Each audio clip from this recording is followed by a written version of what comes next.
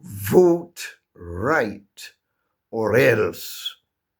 Have you ever experienced such? Have you ever been in a situation where somebody decide that this is how you vote or else what? Or else we burn your house, or else we kill you, or else we deprive you of food, or else we cut you off from our association. Quite often, the or else or the right way to vote is the way the other person believes that you ought to vote. What he works out as good, and he's going to let you know it's good for you. If you can't see that it's good for you, you must be taken out. Over the span of my lifetime, I've seen quite a bit of it. I was in a certain place, and a goodly number of houses were burnt out because they didn't vote right. As we say, right according to the one demanding that you vote in a certain way. Now, it's quite, you don't have to begin to tell people that such is wrong. There should not be a demand, great pressure for anyone to vote this way or that way. Now, why are we working on this one now at this time? If you notice carefully recently, maybe last week, was quite an uprising in Turkey, where they are supposed to go to the polls to vote for mayor and such and such. People have to take to the street at the risk of their lives uh, because they must vote a certain way because of certain things placed upon them. The recent American election was not without ugly incidents. You vote this way or else. Even one of those running for the presidency, they say there was an effort to assassinate him. Should that be so? Well, as we say, we know that it is not to be. Yes, we're in election season in Jamaica now. They're looking that very soon there should be an election. And already people are saying whether they are expressing it openly or whether they are just living it out. Vote right or else. Now, good citizens ought to behave like good citizens. How should the good citizen approach election? Now, some people, when you tell them that they have to approach elections a certain way, they begin to think you're saying that they shouldn't vote and they shouldn't be considering a given party or a given persons without working through all, let me say, analyzing what is being said. But there are certain guidelines that good citizens ought to follow when it comes to election time. There must be intelligent involvement. Intelligent involvement. People must not vote because they are paid to do so. People should not vote because they are fed to do so. People should not vote because their ancestors voted that way. No. They must have a careful look at the person and persons, a careful look at the manifesto. You know what a manifesto is, I'm sure. The manifesto they put forward. Election demands intelligent, careful, responsible approach. It's pointless. We're going to talk that we want a better society. We want to get rid of corruption. We want to get rid of evil. If all of us, leaders, followers, if each individual were to sit down with himself and begin to develop what is to make the better society, then we will have a better society.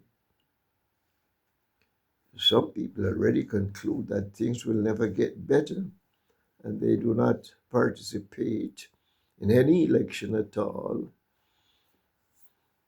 That could be a little irresponsible, but then at the same time, how do you approach it when people are saying, now, well, if you go this way, it's the same thing. If you go that way, it's the same thing. So why bother?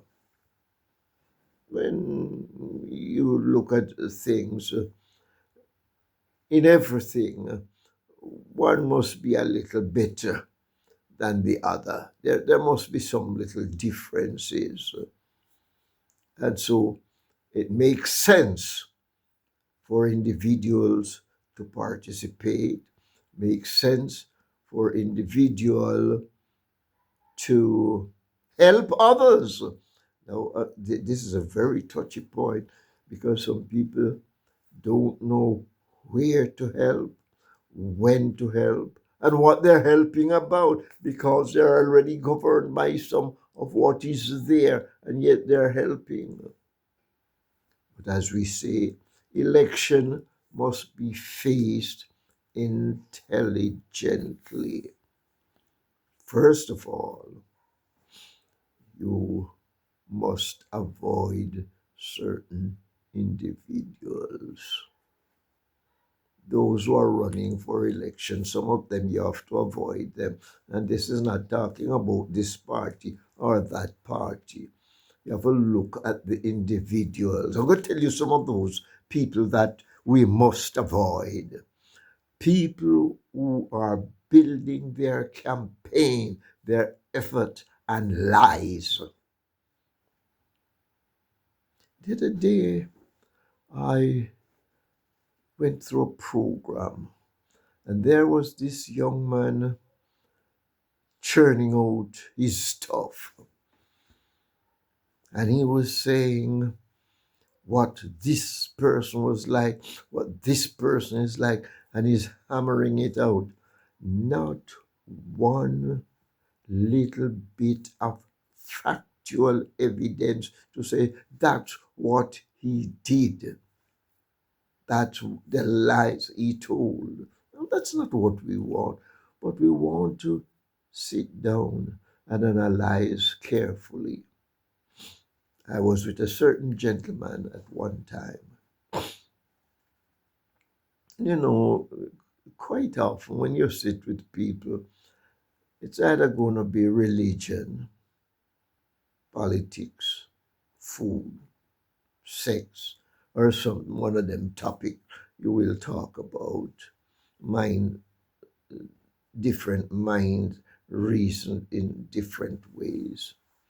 So this man was talking quite a bit about what some of the leaders stood by. It so happened that one of the leaders he talked about, as a youngster, I grew up in that area. I got fairly close to the leader he was talking about.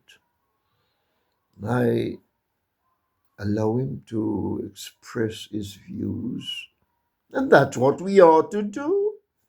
So now I was telling him some of the things that I knew firsthand, and the man burst out on me in such a disgusting, miserable way that his wife had to say to him, "That's not gentlemanly, that's not Christian, that's not good, that's not intelligent."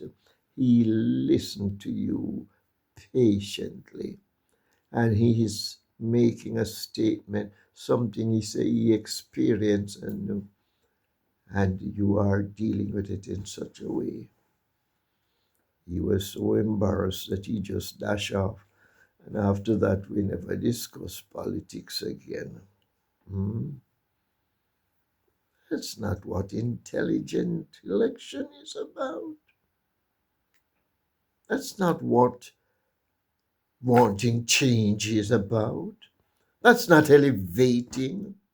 That's not building party, a good party to help people. So we say now, people who will build their campaign, people who will come out and lie and lie and lie, whoever it may be, your favorite uncle, your brother, sat in a place once, and when a man was finished speaking, somebody who grew up with him in the area turned around and said, "I wonder if we're coming from the same area. I wonder if we had the same experiences." Because 90 something percent of what he said is not true. So you must listen carefully. And if what is being said, I made a little offering not too long ago about one woman who's churning out quite a bit of stuff. And my commendation, I don't know the person, I don't follow her, what she offers on a daily basis, but once a while I tap into her program. But every time I tap into her program, I notice that what she's churning out is carefully researched and documented. Now, some of us might not have all that time to go on YouTube, to go to a library, to go talk with other people, but at least we must do some little research. And if the person is lying, lying, lying, lying, you must avoid that person. Whoever he be, you must avoid that person. Then there are those who are building on the platform of defamation. All the big part of it is to prove to you that the other person is this, that, and the other. And they look for all the miserable faults. They look for all the disgusting attitude, behavior of yesteryear. They look at how ugly, how short, how tall, how awkward, how this and that about them. And they begin to, what you'd call it, hate mongering. Anybody that would try and get you to hate your mommy because your mommy voting for a different party, because your mommy isn't voting. Anybody that try to get you to eat your daddy, anybody that would try to get you to eat your brother, to hate your sister, to hate your neighbor, to hate your leader, anybody building on hate and defamation must be avoided. I talk about love, love for country, love for one another, love for structure, natural love for this. Love does not promote it. Yes, there are moments when you'll have to call attention to something that was not done right. But if that's the bulk of a person's campaign and the hate mongering, that must be avoided. Such persons must be avoided.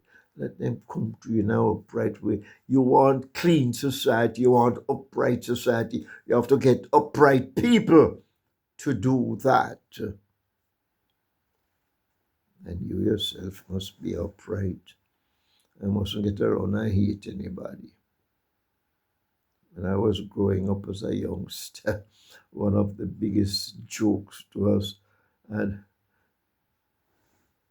yes, it was a joke, and it was sad. The man gave his wife a good beating, flogging, because she was talking about the other party that he believed they should not be talking about. Now, all this betrays a sense of not being intelligent, not wanting our society to grow. Let the other person do his thing, and you do your thing.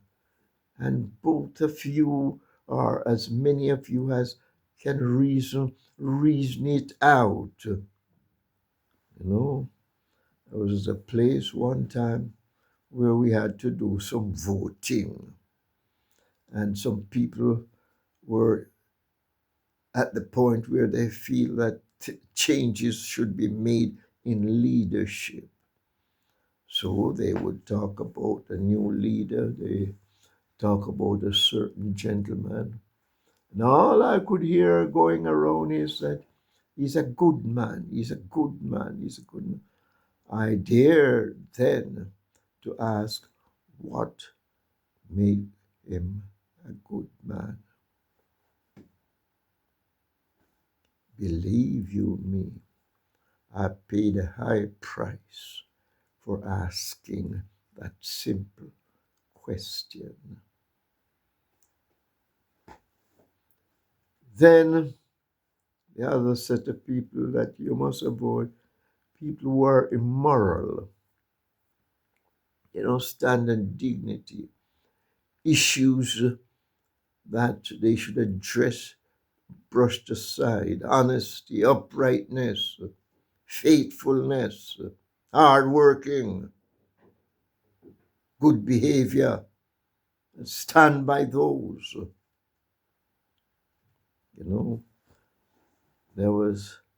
I was listening. I follow different elections from time to time, and I noticed at one time a woman was trying to get McCain to agree that Obama was so and so, so and so.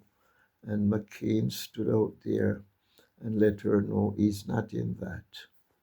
He's not there to defame, to denigrate, and to make me know that was a morally good man in that, on that occasion. People with moral standing. Even if you're going to lose the election, stand by the truth. Stand by what is right. Stand by what is good. Then we move on to another one. Avoid people without a real manifesto. Where we say no lying, defamation, and all like that. If that's what they're building on, and they don't have a manifesto to put to you and say, no, this is what I would like to see. This is what the party I am bearing its standard would like to achieve. How are we going to achieve it? Where are we going to get the funding? And you put the party's manifesto before the populace to be examined. You don't just interpret every line of it for me. Let me interpret some of it for myself. And if that is not there, then you should run. People who are closely connected to elements that are not welcome in society should be avoided. People who are closely tied to things, people, system that are not worthy of our attention should be avoided. Yes, we have to avoid some people if we're going to change society, if we're going to make society a better place. Then you must avoid people who are not too sure of what they believe. Have you ever seen that some people running and they're not quite sure? They do not have that manifesto and they stand behind it.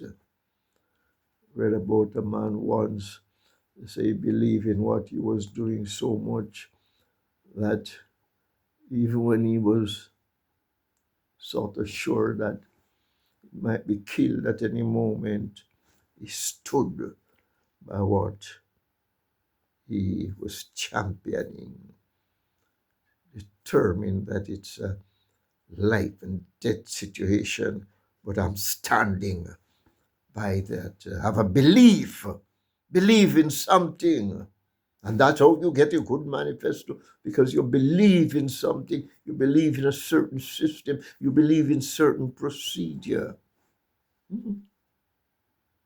People who know what they believe. And then you must avoid people who are disconnected from reality. Again, when I was a youngster, there had some politicians around. Now, we were in deep rural areas. There was one person campaigning, very intelligent man.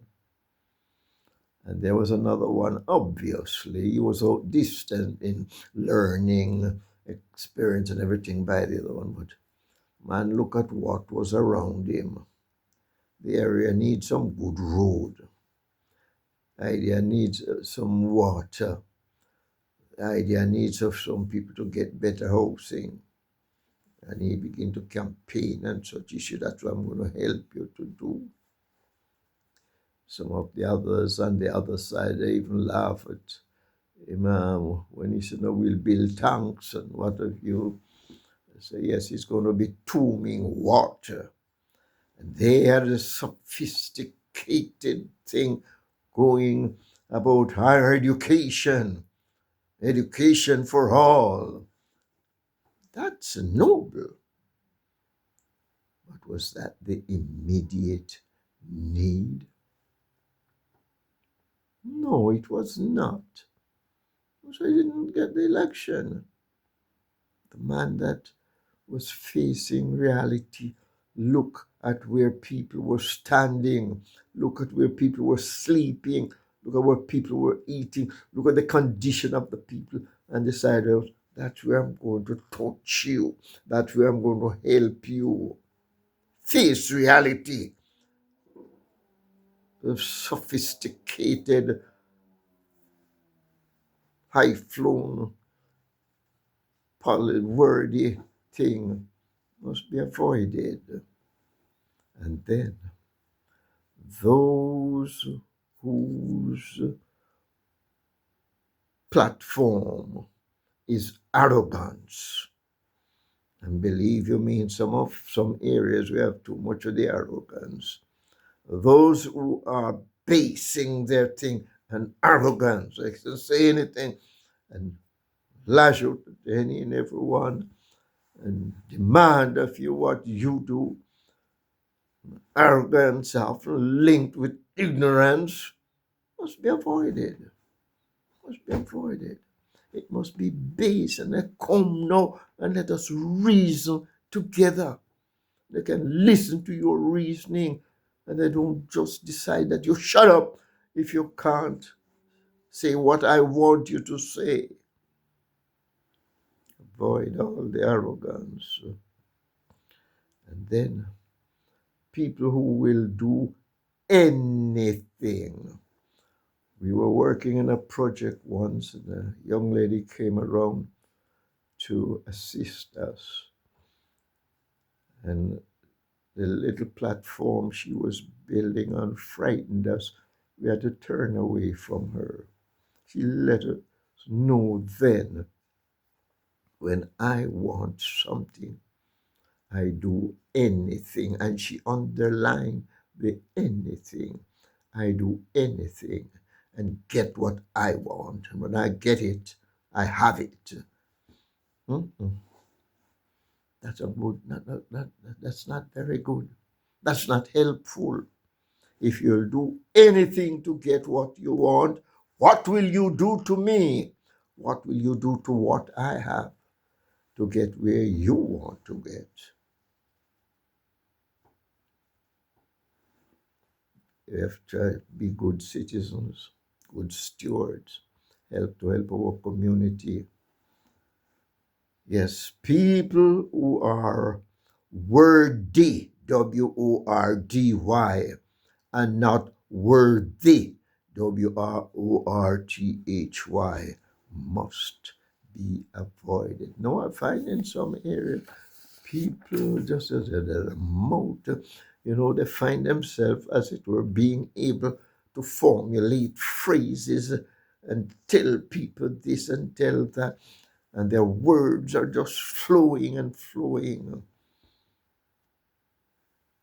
When they give you the words, man of words and not of deeds, the whole saying go, it's like a garden full of weeds. You're going to get anything too much out of that. You don't eat weed. Can't wear weed. You want somebody who will tell you how to tidy up, how to do this.